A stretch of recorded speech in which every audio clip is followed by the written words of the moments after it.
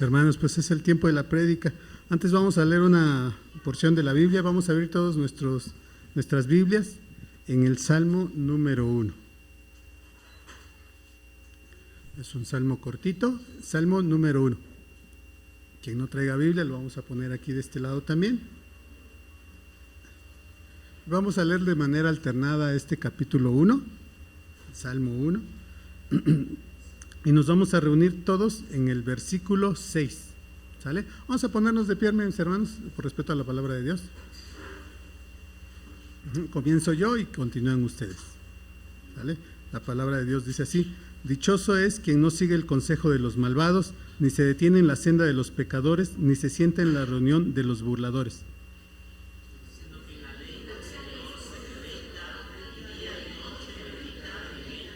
Es como el árbol plantado a la orilla de un río, que cuando llega su tiempo da fruto y sus hojas jamás se marchitan. Todo cuanto hace prospera.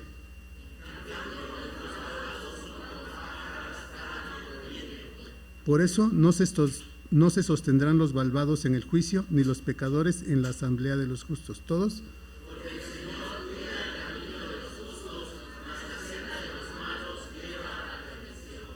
Vamos a orar, hermanos. Señor y Padre bendito, te damos gracias por esta semana que ha culminado y esta nueva semana que comienza, Padre Celestial. Gracias porque en todo momento, Padre, estuviste con nosotros, permitiste, Señor, que no nos faltase nada, Padre Celestial. Te quiero agradecer por la vida de todos mis hermanos, por la vida de esta congregación, Padre Celestial. Te pido que tú seas, Señor, con nosotros en esta mañana, que hables a nuestros corazones, Señor, trae entendimiento, trae tranquilidad, para que nosotros podamos escuchar tu palabra, Padre Celestial. Usa a mi hermano, Señor, que trae el mensaje en esta mañana. Nos ponemos en tus manos, Señor, queremos escuchar tu palabra. Gracias, Padre, en el nombre de Cristo Jesús te lo pedimos. Amén. Pueden tomar sus lugares, Señor. Bueno, hemos estado meditando en lo que dice la palabra de Dios.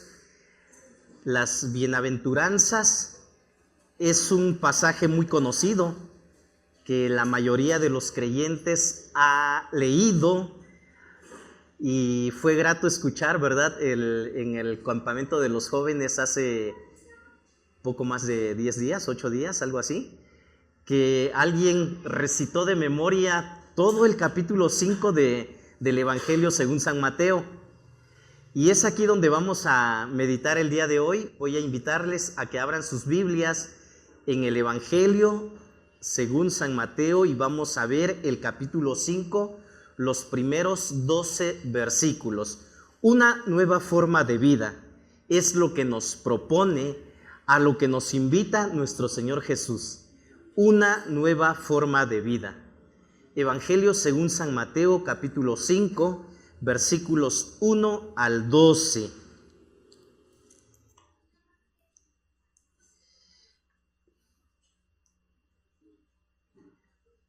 Voy a pedirles que leamos juntos estos 12 versículos, no sin antes decirle, no sé cuántos se enteraron que el día de ayer fue la inauguración de un parque que se llama Primavera.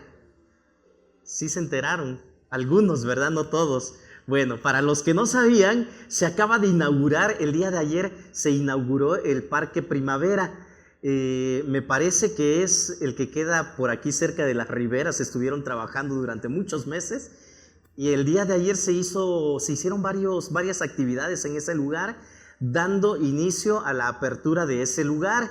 Incluso creo que hubieron corridas extras del Citibús de diferentes puntos de la ciudad para que la gente acudiera a la inauguración de ese lugar, el Parque Primavera. El Sermón del Monte, mis hermanos, es la inauguración de la llegada del reino. Jesús comienza a anunciar y comienza a decir que el reino de los cielos ha llegado, se ha acercado. El contexto del Sermón del Monte es la inauguración del reino de los cielos por parte del Señor Jesús. Mateo nos ha enseñado, nos ha explicado, nos ha narrado la fase inicial del ministerio del Señor Jesús con brevedad, pero a la vez poderosamente. Jesús, en el capítulo 4 de este evangelio, ha anunciado su misión, a qué vino. Y también en ese mismo capítulo 4, Jesús hace la invitación a los primeros colaboradores para que estén con él, a sus primeros colaboradores. Y más adelante, en este capítulo 4, Jesús lleva a cabo un recorrido extraordinario donde comienza a enseñar, comienza a predicar y comienza a sanar a mucha gente.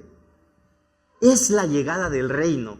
Jesús comienza a sanar por toda Galilea. Es lo que nos dice este capítulo 4 del Evangelio según San Mateo. Ahora, Mateo ha recogido una extensa enseñanza del mensaje que Jesús ha desarrollado con detalle en Galilea.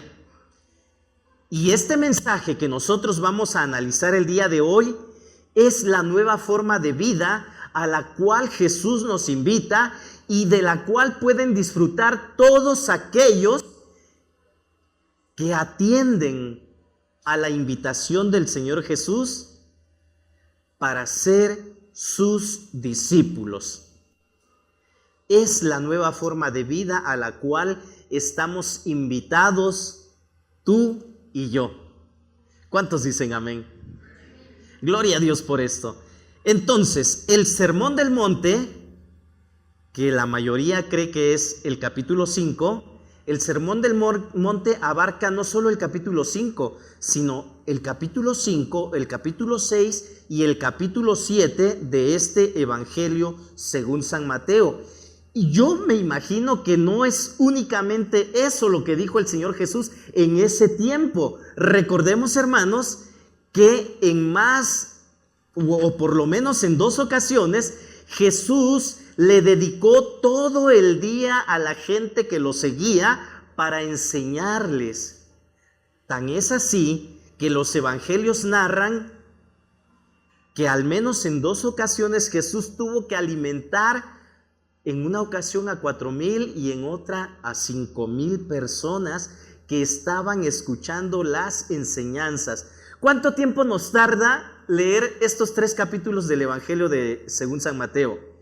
30 minutos tal vez, así a conciencia, no así rápidamente a vuelo de pájaro, sino que entendamos 30 minutos. Pero yo no creo que el Señor Jesús haya tardado únicamente 30 minutos cuando dio el Sermón del Monte. Yo creo que todo el día empleó y mucho tiempo, porque aparte de que Jesús enseñaba, también escuchaba a la gente y la gente preguntaba y la gente tenía curiosidad y la gente quería saber un poco más. Entonces, esto es el Sermón del Monte. Las bienaventuranzas es el preámbulo de lo que el Señor Jesús quiere enseñar a toda esa multitud.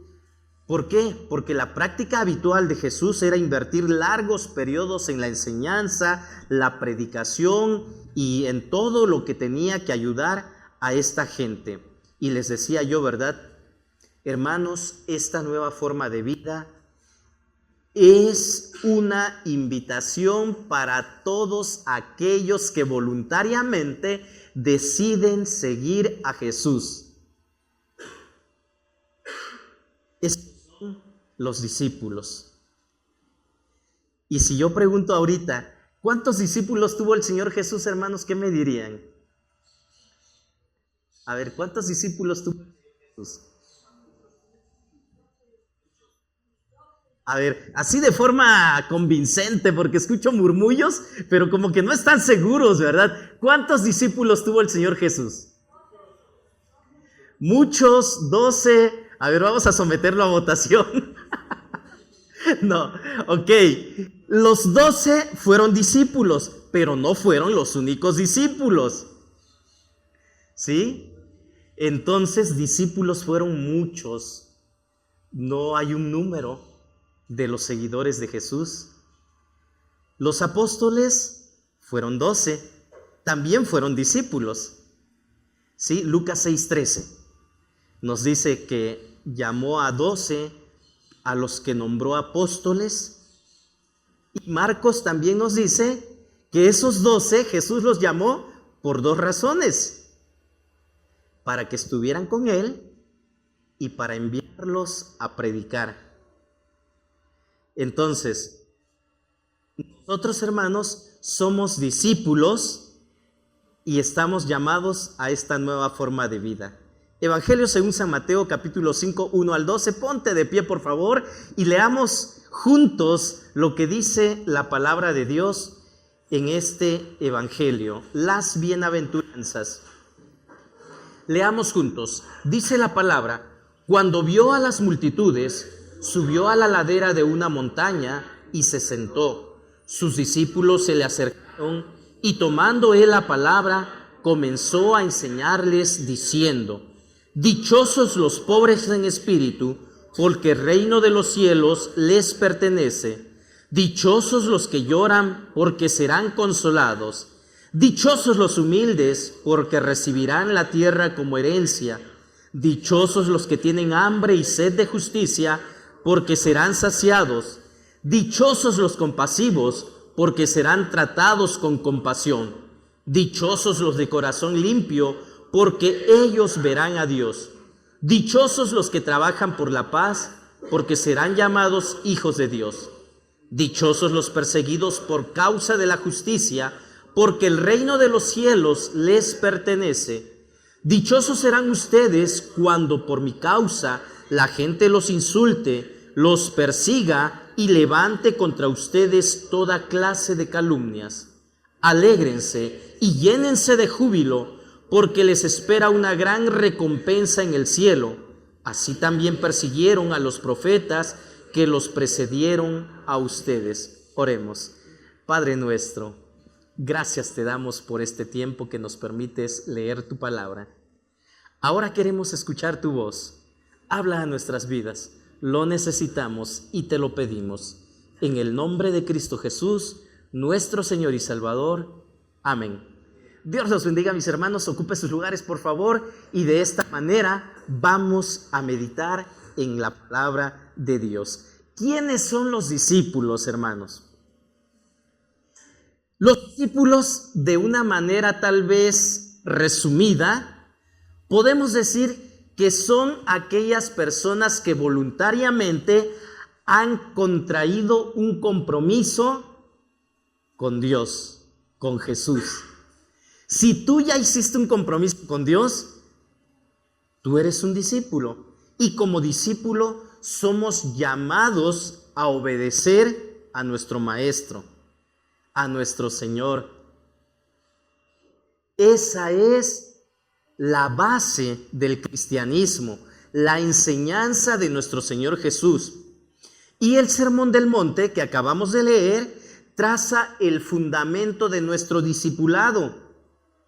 El ABC del cristianismo, el ABC de todo discípulo es seguir las enseñanzas que están plasmadas en este pasaje de la palabra de Dios. Y me llama la atención, hermanos, porque este evangelio de San Mateo comienza, así como ya les dije, ¿verdad? Comienza con el ministerio de nuestro Señor Jesús, da las bases en el Sermón del Monte acerca del discipulado, pero concluye con la gran comisión. Capítulo 28 de este evangelio según San Mateo nos da la orden, nos da el mandato que debe hacer todo discípulo. Ya se nos enseñó cuál era la base, cómo debemos de seguir a Jesús, cómo debemos obedecer. Ahora Mateo 28 nos dice que tenemos que hacer discípulos para enseñarles a obedecer todo lo que Jesús nos ha mandado. Pero para que yo pueda enseñar a alguien a obedecer lo que Jesús ha mandado, yo debo conocer qué fue lo que mandó el Señor Jesús, ¿sí o no? Si yo no conozco, pues no puedo enseñar, ¿verdad? Entonces es necesario, es un deber que nosotros conozcamos qué fue lo que enseñó el Señor Jesús. Entonces, nuestro mandato es hacer discípulos de todas las naciones. Entonces, cuando alguien se convierte en discípulo de Jesús, se vuelve un cristiano. Y para esto, hermanos, yo quiero que nosotros pongamos especial atención, porque una equilibrada comprensión de lo que es el Sermón del Monte nos va a llevar a actuar conforme a las enseñanzas del Señor Jesús. Bienaventurados. El Señor Jesús es seguido por una gran multitud y dice que llega a la ladera de una montaña. Me recuerda cuando de pronto íbamos ¿qué son, montañas o son cerros? Son cerros, creo, ¿verdad? A donde íbamos nosotros por las mañanas a orar. Subíamos y se ve el paisaje extenso, y ya me imagino que va el Señor Jesús caminando, las multitudes lo van siguiendo, y llega un momento en donde dice el Señor Jesús: a ver, vamos a detenernos aquí. Llega a la montaña, a la ladera de la montaña, dice este evangelio. Cuando vio a las multitudes, subió a la ladera de una montaña y se sentó. Sus discípulos se le acercaron y, tomando él la palabra, comenzó a enseñarle.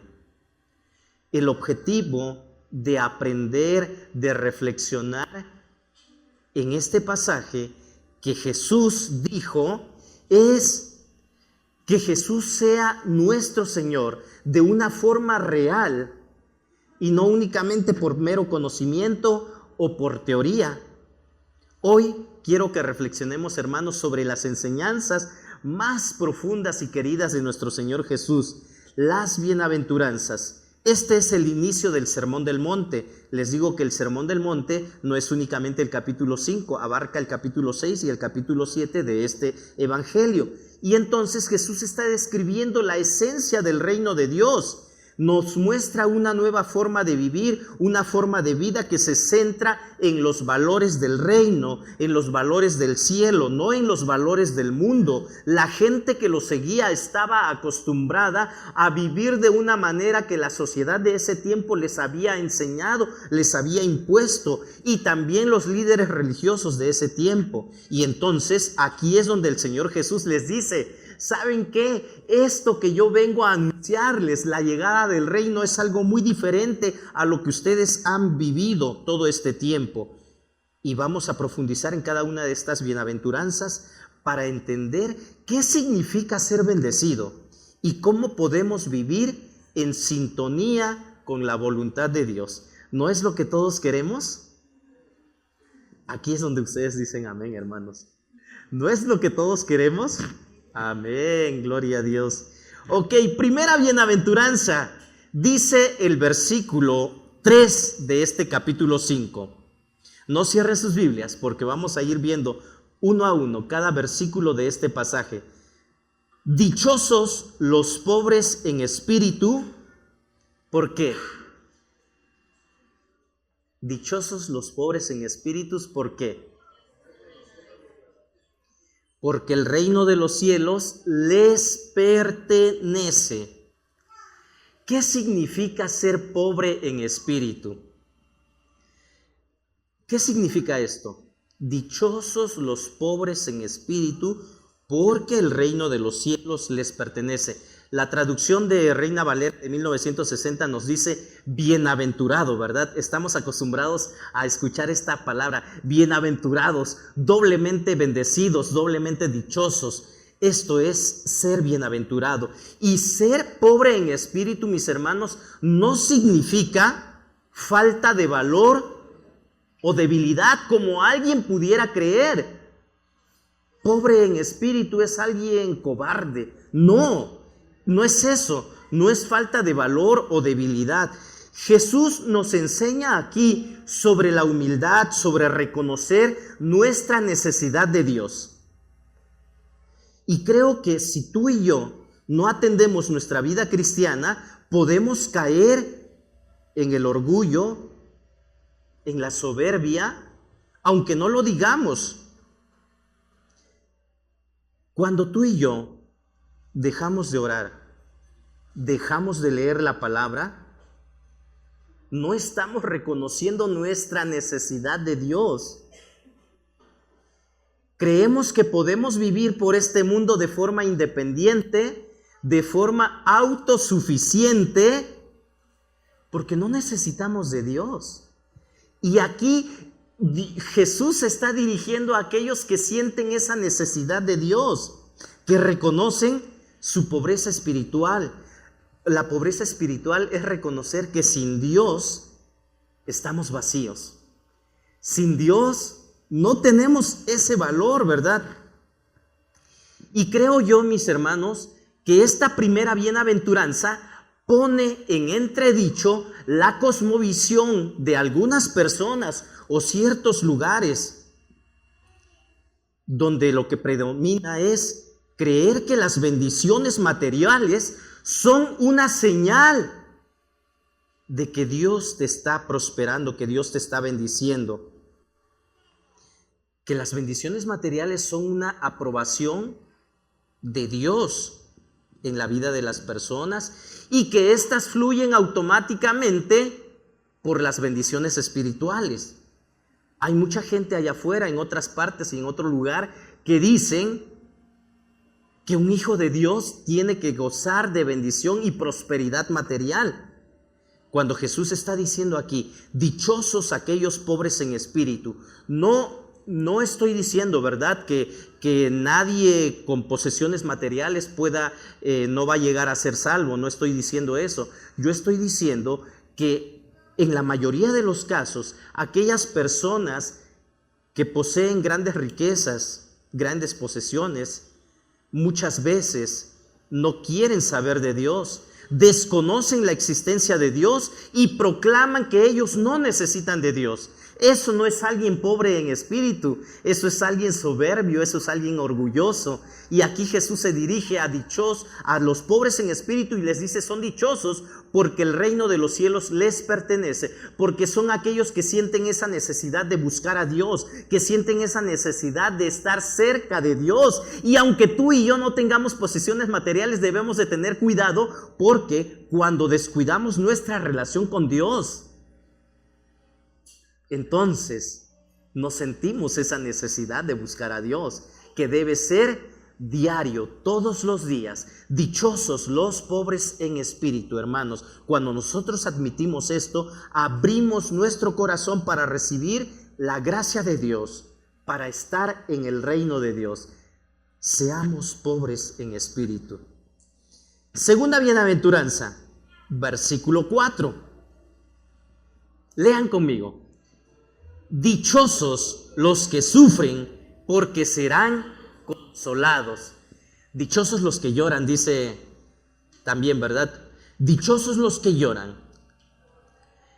Este llanto, hermanos, aquí sí, no nos vayamos a confundir y vayamos a pensar que por ser creyentes tenemos que estar llorando constantemente.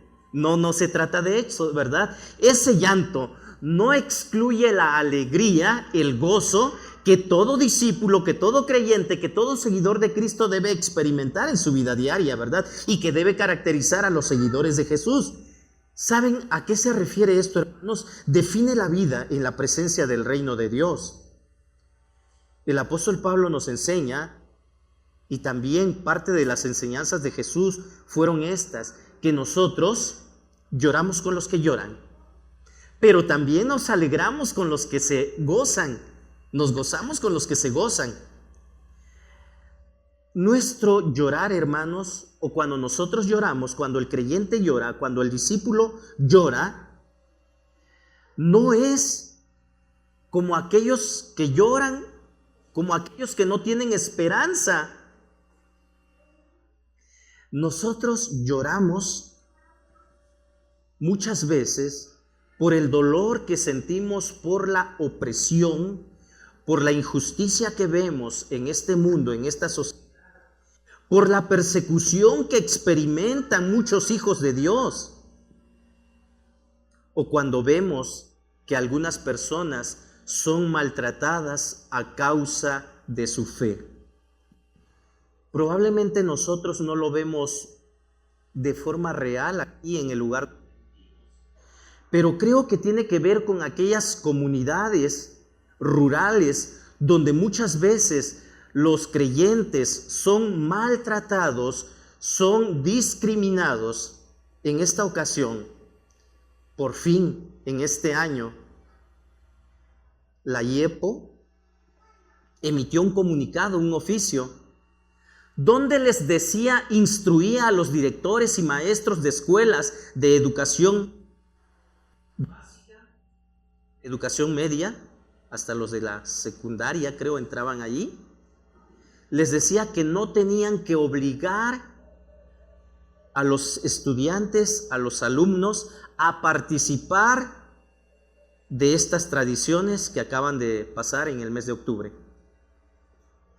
Y yo decía, se tardaron mucho en hacer eso. ¿Cuántas veces los maestros han manipulado, los directores de las instituciones han presionado para que todos participen diciendo, es que no es religión, es que son tradiciones? Y tristemente he podido ver cómo nuestros niños son hechos a un lado. Tristemente, pues dicen, ¿por qué tenemos que ser tratados de esta manera? Y yo no sé a ustedes si de pronto cuando escuchan noticias de que nuestros hermanos han sido maltratados, han sido despojados de sus tierras, han sido expulsados de sus comunidades, ¿no derraman alguna lágrima? Dichosos los que lloran, porque serán consolados. ¿Y qué de ellos, de los que están sufriendo? Porque nosotros únicamente escuchamos. A mí no me ha tocado padecer de esta manera.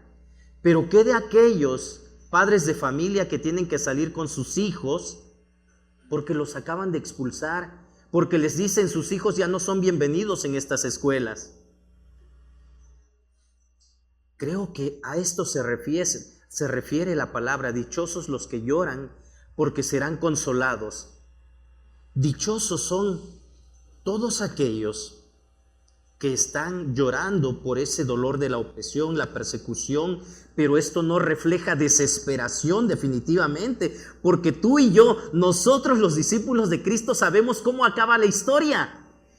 Y en el libro de Apocalipsis se nos narra todo lo que va a suceder. Y entonces todos aquellos que están llorando el día de hoy por lo que están padeciendo, por lo que están sufriendo, a través de todas las generaciones, un día van a estar en la presencia de Dios, en las bodas del Cordero, y se van a gozar porque la esposa de ese Cordero va a ser vestida de lino fino, blanco y resplandeciente. Y entonces eso es lo que nosotros debemos de esperar. Esa es la esperanza que tenemos, la esperanza de las buenas nuevas del reino. Entonces nosotros vamos a ser consolados un día. Los que lloran van a ser consolados un día. Entonces aquí Jesús está mostrando esta clase de vida que todo creyente debe experimentar. Definitivamente, hermanos, Jesús nunca prometió una vida sin sufrimiento. ¿Sí? ¿Estamos de acuerdo? Entonces, qué triste es, ¿verdad? Creer o que mucha gente diga, es que yo quiero parar de sufrir, y entonces comienzan a ver este tipo de programas o empiezan a acudir a esos lugares donde les prometen dejar de sufrir. La vida cristiana no es una vida sin sufrimiento. La vida cristiana es una vida con sufrimiento. No la caracteriza el sufrimiento, no estoy diciendo eso, ¿verdad? Sino estoy diciendo que el sufrimiento no se aleja de los creyentes.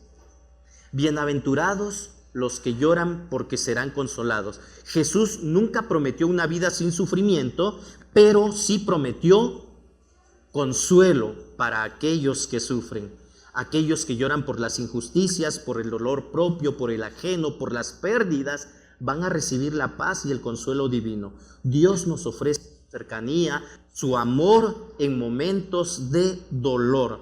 Entonces, ¿qué tiene que ver todo esto con nosotros?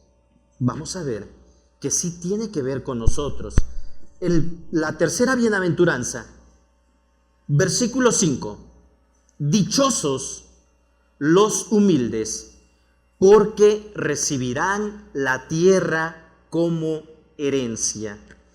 Dichosos los humildes, porque recibirán la tierra como herencia. En nuestro mundo se valora la fuerza, se valora el poder. Muchos quieren ser amigos de aquellos que ejercen autoridad. Muchos quieren ser amigos de aquellos poderosos. Aquí en nuestra sociedad, hermanos, se valora la fuerza, el poder, pero ¿saben qué? Jesús exalta la mansedumbre, la humildad.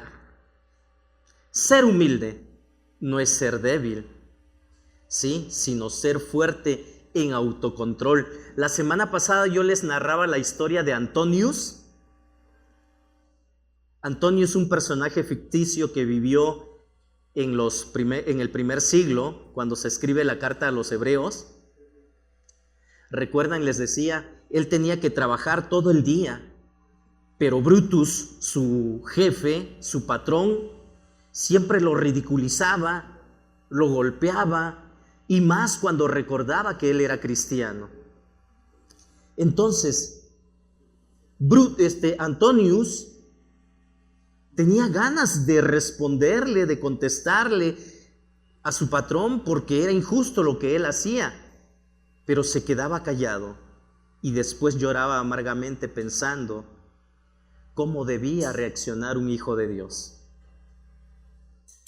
Los humildes son personas con autocontrol, no son personas que a la primera empiezan a defenderse y cuando alguien les dice algo ya tienen toda una defensa que decir o responder inmediatamente, reaccionar. Y es aquí donde yo debo de pedirle perdón a Dios también. Bueno, ya lo hice, ¿verdad? Porque el día viernes por la noche mi esposa me dijo algo y yo reaccioné de una mala manera. Yo solté muchas cosas que según yo debía decir porque no estaba bien lo que me había dicho. Eso no es alguien humilde, ¿verdad? Jesús nos está invitando aquí a ser humildes. Dichosos los humildes, porque recibirán la tierra como herencia.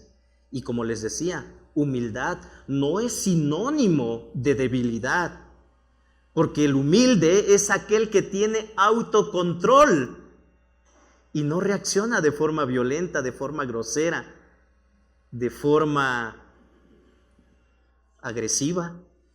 ¿Cuántos de nosotros necesitamos ser humildes? No todos, ¿verdad? ¿Cuántos de nosotros necesitamos ser humildes? ¿Quién quiere ser humilde? Esta sociedad no valora la humildad. No, al contrario, ¿verdad? Como te ven, te tratan. Y yo quiero ser tratado bien. ¿Cuántos no? Entonces, si ser humilde es no ser tratado bien, en la realidad, pues yo no quiero ser humilde. Jesús nos invita a ser humildes, a ser mansos. ¿Quién ha dicho en algún momento, sí, soy manso, pero no soy menso? ¿Lo han escuchado? ¿O alguien de aquí lo ha dicho? ¿Qué tiene que ver eso con la humildad? Nada, ¿verdad? Humilde no es ser débil. Los mansos, los humildes, saben que el verdadero poder viene de la paz interior, de la paciencia, y son quienes van a heredar la tierra porque saben vivir en armonía con los demás, con la creación. Las personas dominantes, agresivas, soberbios, duros, tiranos, son a menudo las personas que quieren tener un reino o quieren establecer su propio reino, tener el control de las cosas. Pequeños reinos personales, pero ¿saben qué? El final de la historia es diferente. Los mansos, los humildes, son los que van a heredar la tierra. Y es aquí donde una secta, ¿verdad? Que es muy conocida en nuestro país y en muchos lugares, dicen que pues hay que escoger las mejores casas desde ahorita porque se van a quedar a vivir aquí en la tierra. No es a esto a lo que se refiere el Señor Jesús. Jesús está hablando, ¿verdad?, de la heredad, del lugar que Él ha preparado, que Él ha establecido para sus hijos. Sexta, dice el siguiente versículo: dichosos los que tienen hambre y sed de justicia, porque serán saciados. ¿Cuántas veces has querido hacer justicia por tu propia mano? Y precisamente en la escuela bíblica dominical veíamos esto, ¿verdad? ¿Cuántos de los judíos del pueblo de Dios estaba esperando una justicia a la manera terrenal? Esperaban en Jesús un caudillo, un guerrillero, alguien que los iba a levantar en armas para poner fin a la dominación romana. Y muchos decían, de hecho Jesús tuvo entre sus seguidores, entre los apóstoles, a alguien que pertenecía a la secta de los celotes, ¿verdad? Y los celotes eran una de las sectas que buscaban, ¿verdad?, establecer a su manera paz, algo así como, bueno, no sé si deba decirlo, ¿verdad?, como los grupos guerrilleros de otros estados, ¿verdad?, conocemos los nombres, que se levantan en armas porque quieren establecer, hacer justicia. Jesús dice: dichosos los que tienen hambre y sed de justicia, porque serán saciados. No está diciendo dichosos los que toman o hacen justicia por su propia mano. No, esto es algo muy diferente que no debemos de confundir, y no quiero que me malentiendan, ¿verdad? Porque van a decir, no, es que el pastor dijo, ¿verdad? No, no se refiere a esto. La fuente última de la clase de justicia es Dios mismo, ¿verdad? Jesús está llamando bienaventurados, dichosos a aquellos que buscan la justicia, que desean con todas sus fuerzas que el mundo sea un lugar mejor. Esta justicia no es solo un concepto legal, sino es un estado de rectitud, de amor, de verdad. Y esta apasionada búsqueda de justicia, hermanos, fluye de un corazón transformado. Aquellos que anhelan la justicia de Dios van a encontrar la satisfacción. ¿Y por qué, hermanos? ¿A qué se refiere? Jesús, cuando está pronunciando este sermón, ha visto todo lo que se vive en esa sociedad en la que a él le tocó vivir. Mucha injusticia. No está tan alejado de lo que nosotros vivimos el día de hoy. Dichosos los que tienen hambre y sed de justicia, porque serán saciados. Cuando nosotros vemos una injusticia, hermanos, ¿qué hacemos? ¿Hacemos como que no vimos? ¿O deseamos que se aplique justicia ante diferentes tipos de situaciones? A un compañero de trabajo le han levantado un chisme porque lo quieren despedir. ¿Qué hacemos? ¿Hago como que no vi, como que no sé nada, porque si no también a mí me pueden despedir? ¿O tengo esa hambre y sed de justicia, que se aplique la justicia que en nuestra sociedad pues está por los suelos? ¿Qué hacemos, hermanos, cuando de pronto vemos que están golpeando a un niño en la calle? ¿Qué hacemos, hermanos, cuando la creación de Dios está siendo maltratada? Y tristemente podemos ver cómo la gente, nuestra sociedad el día de hoy, maltrata a los animales también. Y no soy un activista de los derechos de los animales, ¿verdad? Pero creo que sí debemos de tener compasión, debemos de tener ese deseo de justicia cuando vemos cómo personas crueles y malvadas torturan y hacen muchas cosas contrarias a lo que Dios nos invita, a lo que Dios nos pide. Dichosos los que tienen hambre y sed de justicia, porque serán saciados. Esas personas que tienen hambre y sed de justicia claman a Dios, buscan a Dios, no hacen justicia por sus propias manos. Dichosos los compasivos, porque serán tratados con compasión. Dichosos los misericordiosos. ¿Cuántos de aquí sentimos misericordia, hermanos? El tema de la misericordia ocupa un lugar fundamental en la Biblia, porque en su gran compasión, ¿saben qué ha hecho Dios, hermanos? En su gran compasión ha tenido misericordia de nosotros, de todos los seres humanos. Dios no nos ha dado lo que nosotros merecemos. Nos ha dado lo que no merecemos. Me refiero a la salvación. Me refiero a su gran amor. ¿Qué merecíamos nosotros? ¿Qué dice la Biblia? La paga del pecado es la muerte. Eso es lo que tú y yo merecíamos. Pero por la misericordia de Dios no hemos sido consumidos. porque nunca decayeron sus misericordias y son nuevas cada mañana. Esa es la idea de Dios, ese es el pensamiento de Dios, y eso es lo que tú y yo debemos anhelar. Dichosos los misericordiosos, los compasivos, porque ellos serán tratados con compasión. El tema de la misericordia, hermanos, es muy importante. Y en el Evangelio según San Mateo, capítulo más adelante, se narra otra historia, esa parábola de los deudores.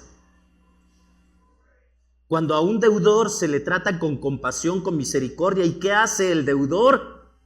También él tenía a alguien que le debía, lo trata sin misericordia. Eso es un ejemplo muy claro de lo que nosotros no debemos hacer. ¿Cuántos de nosotros hemos caído en juzgar a otros sin misericordia? Y tiene que pagar de esta manera, y tiene que hacer esto, y debería. Dichosos los misericordiosos, porque serán tratados con compasión. Cuando a mí me toca, sí quiero que sean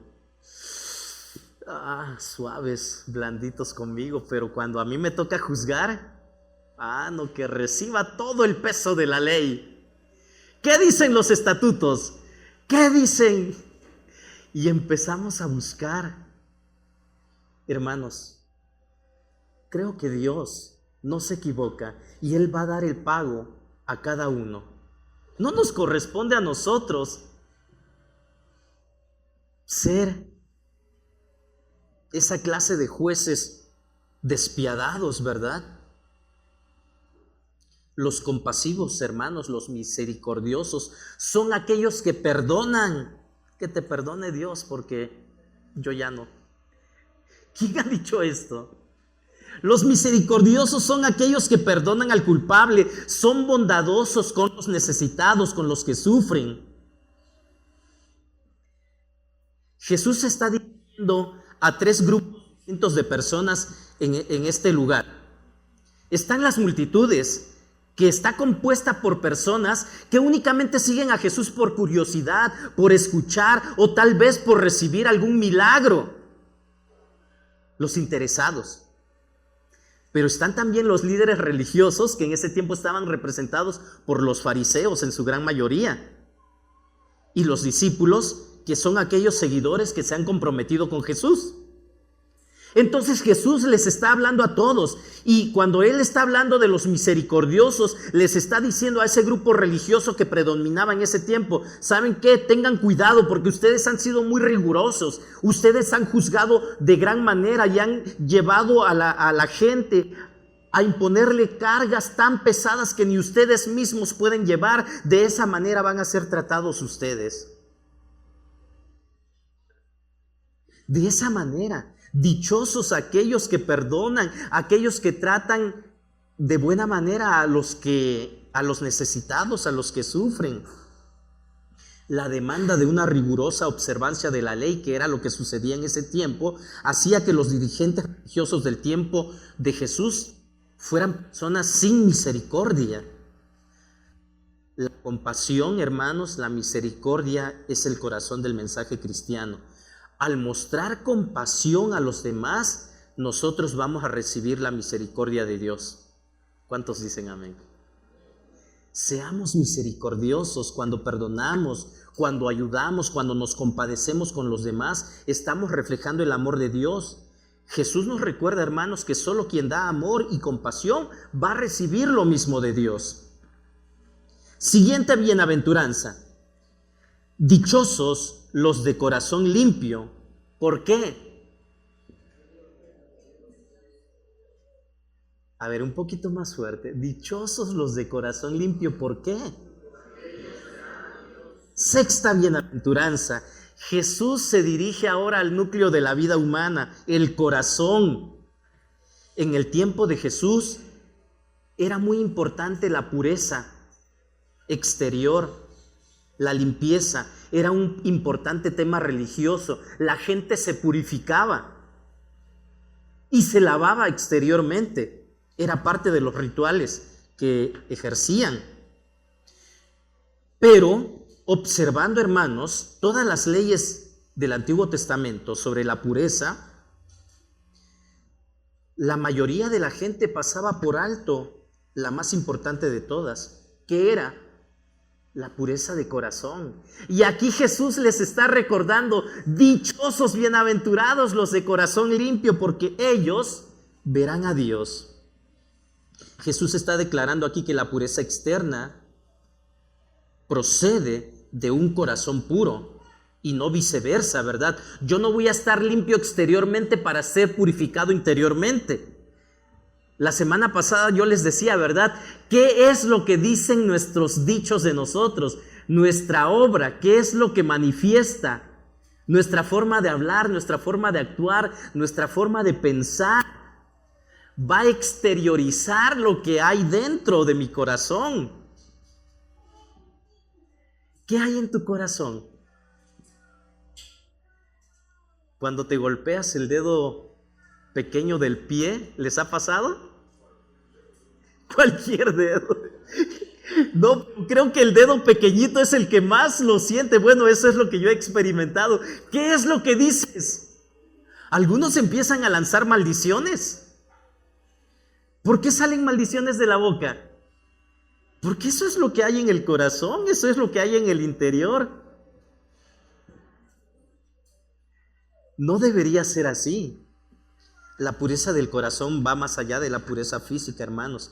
Es tener intenciones, pensamientos puros. Y esta bienaventuranza nos invita a examinar nuestro corazón y purificarlo de pensamientos egoístas, envidia, resentimiento. ¿Qué hay en tu corazón? Tristemente yo he podido escuchar a personas que dicen: es que yo no lo puedo perdonar.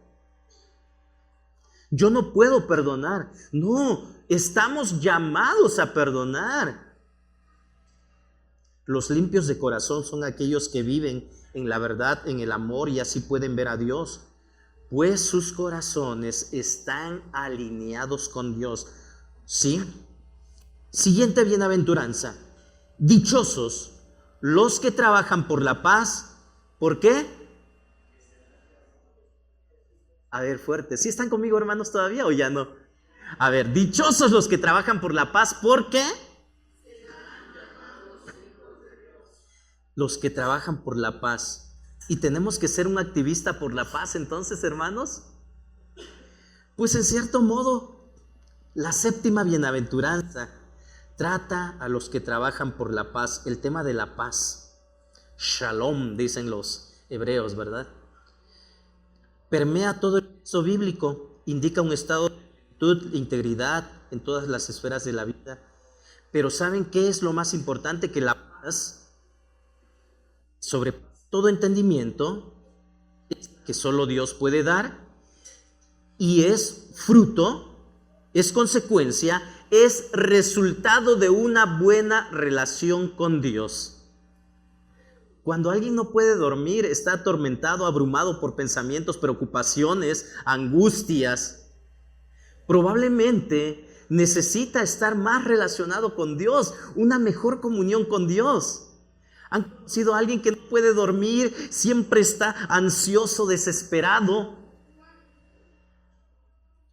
No ha experimentado esa paz. Y cuando yo tengo paz, debo de trabajar por la paz, debo de buscar la paz. El apóstol Pablo en su carta a los romanos nos recuerda, ¿verdad?, que en cuanto dependa de nosotros, ¿qué dice? Que debemos estar en paz con todos, ¿sí? Pero ¿qué es lo que pasaba en ese tiempo? Los celotes, les decía, ¿verdad? Un discípulo de Jesús, un apóstol de los que Jesús llamó, era parte de este grupo de los celotes en el tiempo de Jesús. Ellos intentaban conseguir la independencia de Israel mediante la táctica de las guerrillas. Sí, ellos no buscaban la paz, buscaban la guerra. Dividían a la nación con sus sectarias encomiendas. Los verdaderos portadores de la paz, hermanos, ¿saben quiénes son? Los que llegan con las buenas nuevas de salvación. Somos el pueblo de Dios. Somos llamados a traer paz, a buscar paz, a experimentar paz. Y Jesús llama bienaventurados a quienes trabajan por la paz. Ser pacificador no es solo evitar el conflicto, sino promover la paz, la reconciliación, el entendimiento. Los pacificadores reflejan la esencia de Dios. Siguiente. Dichosos los perseguidos por causa de la justicia. ¿Por qué? Dichosos los perseguidos por causa de la justicia. Pero ¿no se supone que la justicia persigue a los malhechores? ¿No se supone que la justicia persigue a los violentos, a los malévolos?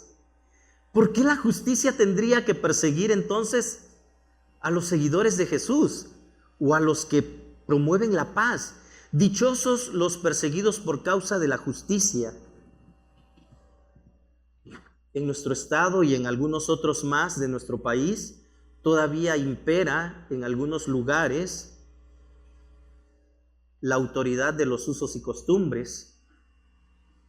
Son autoridad, son la justicia, y ellos han llegado a perseguir a aquellos que están buscando la paz, a aquellos que promueven el bienestar de sus vecinos, de sus conocidos, de sus paisanos, y sin embargo son perseguidos, son violentados sus derechos a causa de la justicia.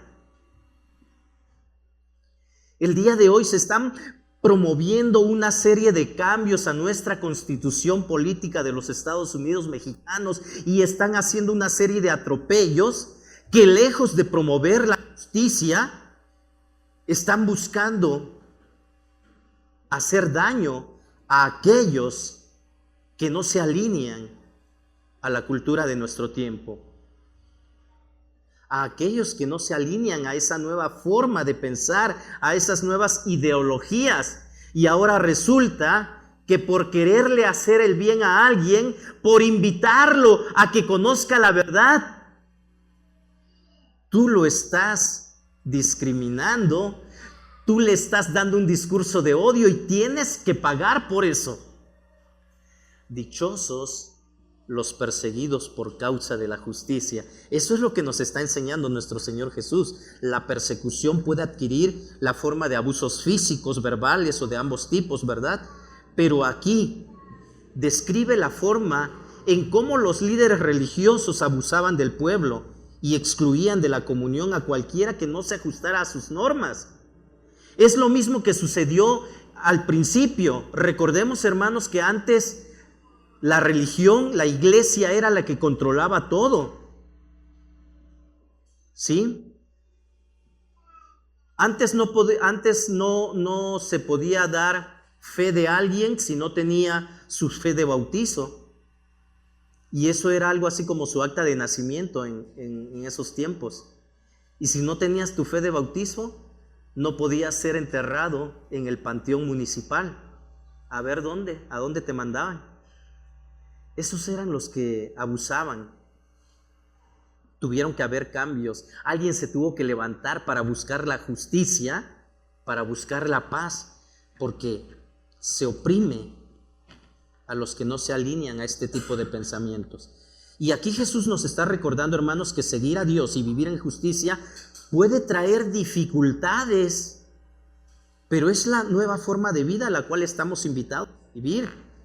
Aquellos que son perseguidos por su fe, por hacer lo correcto, reciben la promesa del reino de Dios. Dios no olvida el sufrimiento de sus hijos. Cuando alguien está pasando por situaciones difíciles, yo siempre le digo, ¿sabes qué, hermano, hermana? Dios no es ajeno a tu sufrimiento. Dios no es indiferente a lo que tú estás viviendo. Jesús está presente y les ofrece el reino en el aquí y ahora, así como en la eternidad. Los dos últimos versículos terminan de la siguiente manera. Dichosos, ayúdenme a leer, por favor. Dichosos serán ustedes cuando por mi causa la gente los insulte, los persiga y levante contra ustedes toda clase de calumnias. Alégrense y llénense de júbilo, porque les espera una gran recompensa en el cielo. Así también persiguieron a los profetas que los precedieron a ustedes. Jesús nos está llamando, hermanos, a una alegría que desafía todas las circunstancias, nos anima a ver más allá de los insultos de la persecución, recordándonos que nuestro galardón, nuestra recompensa está en el cielo. Este gozo es profundo porque sabemos que nuestra fidelidad y amor a Cristo tiene un valor eterno. ¿Cuántos dicen amén? Las bienaventuranzas, hermanos, no son solo promesas, sino también un llamado a una nueva forma de vida que yo debemos observar y no debemos olvidar. Pero como yo les decía al inicio, hermanos, ¿quién quiere ser humilde? No, yo tengo que hacer valer mis derechos. ¿Quién quiere ser humilde? ¿Quién quiere ser manso? ¿Quién quiere buscar la paz? Y de repente aparecen, he visto yo, no sé si ustedes no los han visto ahí, letreros, ¿cómo se llaman? Volantes que dicen: no tienes casa, estás rentando, vives con tus padres aún, acompáñanos, vamos a ir a invadir tales lugares y el gobierno nos tiene que dar. Y yo digo, wow, es una buena oportunidad para mí, ¿verdad? Y después me pongo a pensar, ¿qué implica eso? Violencia, insurrección, rebeldía. ¿Tendríamos que aprovechar? Qué triste es ver que cristianos están involucrados en ese tipo de situaciones. Entonces, ¿cómo voy a ser bienaventurado? Esta nueva forma de vida que Jesús propone, hermanos, nos desafía a vivir de manera diferente, a buscar la humildad, la misericordia, la paz, la justicia. Nos invita a confiar en que aunque el mundo a veces es injusto, caótico, Dios está con nosotros y su reino está cerca. Su reino ha llegado, está con nosotros. ¿Quién quiere ser pobre? ¿Quién quiere ser pobre? Nadie. ¿Quién quiere llorar, estar llorando o ser manso? Vivir las bienaventuranzas, hermanos, es vivir con la certeza de que somos bendecidos independientemente de las circunstancias. Todos los creyentes nos hacemos discípulos en la conversión. Por lo tanto, el Sermón del Monte, esto que estamos estudiando, reflexionando, es un elevado llamamiento, pero a la vez un ligero yugo. Es el yugo de Jesús, es el yugo que Jesús nos invita a llevar para todos los cristianos. Todos debemos escoger y tomar una decisión. Todos debemos escoger entre dos formas de vida. La vida que esta sociedad nos ofrece, nos promete y promueve, o la forma de vida del reino. Pero es que no es tan atractivo, ¿verdad? No es tan atractivo. La vida cristiana no es atractiva para muchos y yo prefiero irme allá donde están mis amigos porque el mundo es atractivo. ¿Cuántos van a ir a las fiestas de las empresas de fin de año? Allá están todos. Bueno, qué bueno que aquí no hay personas que trabajan en empresas, ¿verdad? Hermanos, una nueva forma de vida. Jesús nos invita a llevar. Las características individuales de las bienaventuranzas no son autoinducidas, ni podemos aprenderlas o imitarlas. ¿Saben qué es? Es el resultado de una vida transformada por Dios. Es que yo quiero ser manso, entonces voy a estudiar cómo es una persona mansa para poder actuar como alguien manso. ¿Verdad que no? No.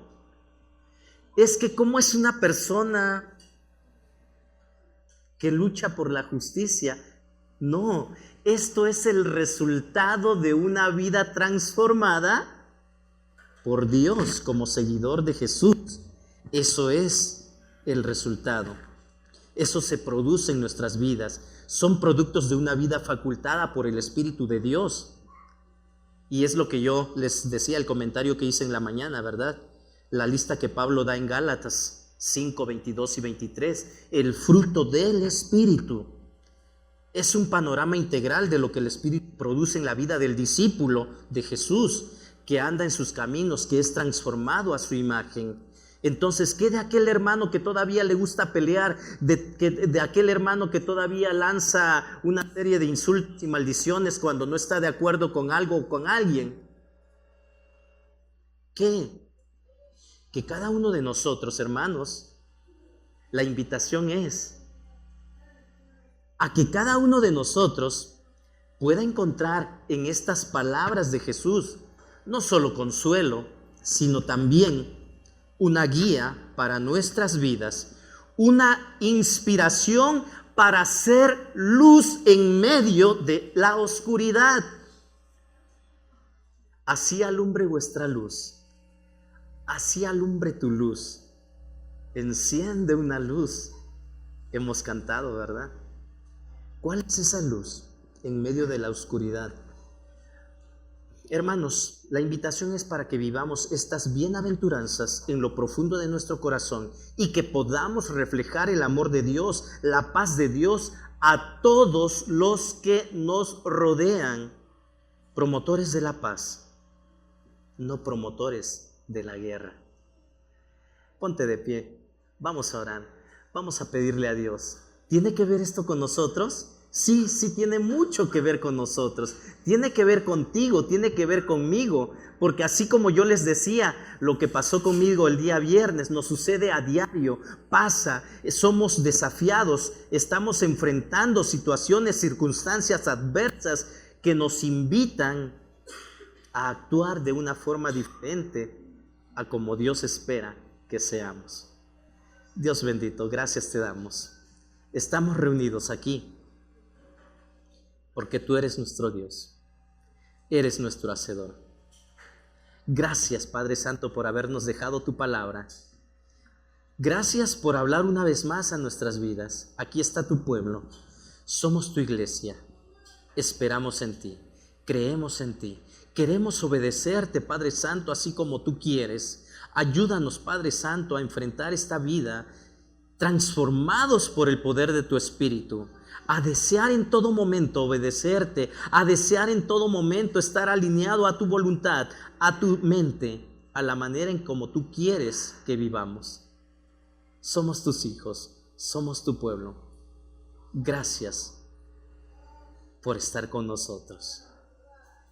Te agradecemos y te pedimos todo esto en el nombre de Cristo Jesús, nuestro Señor y Salvador. Amén.